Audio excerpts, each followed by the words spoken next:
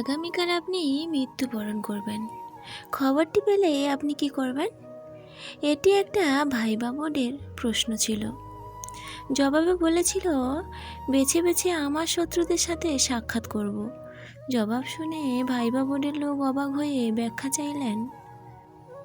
কারণ হিসাবে বলেছিল, যারা আমার আপন মানুষ তাদের সাথে আর মায়া বাড়ানোর মানে হয় না, এতে তাদের আমার প্রতি কষ্ট বাড়বে।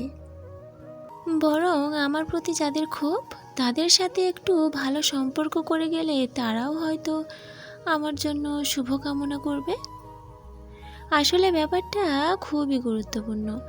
আপনার সব কাজ যেন আপনদের জন্য না হয়, কিছু কিছু কাজ শত্রুর কথা ভেবেও করা উচিত।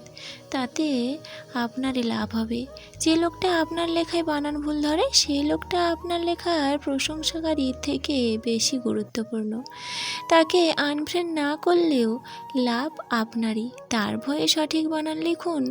প্রতিটি অর্জনের পিছনে শত্রু থাকলে সেটা দ্রুত ফিডব্যাক পাওয়া যায়, তবে সেটা কঠিনও বটে। তবে মনে রাখবেন, আপনার শত্রুরা আপনার জন্য গুরুত্বপূর্ণ, তাই তাদেরকে যথাযথ ভালোবাসুন। একটা মানুষ যখন আপনাকে গালি দেয়, তখন সে গালির মেসেজটা সেন্ড করে আপনার কাছ থেকেও একটা গালি শোনার অপেক্ষা করে। আপনি গালি দিয়ে দিলেন তো শেষ, ব্যাপারটা নোংরা হলে সে সফল হলো। আর যদি গালির জবাবে তার জন্য হাসি মুখের দোয়া সেন্ড করেন, আপনার সম্পর্কে সে ভিন্ন ভাববে। বিশ্বাস করুন, সে আপনাকে নতুন করে দেখবে। Do something different. নিজেকে আবিষ্কার করুন, সবাইকে ভালোবাসুন।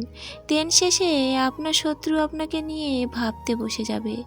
এটা পরীক্ষিত। প্রত্যেক শত্রুই আপনার জন্য এক একটা সতর্কতা। কেউ নেতার চাচাকে বলে পাওয়া দেখালে, সেখানে আপনি নেতার মামার পরিচয় দেবেন। তাকে সেলাম দিয়ে চলে আসুন।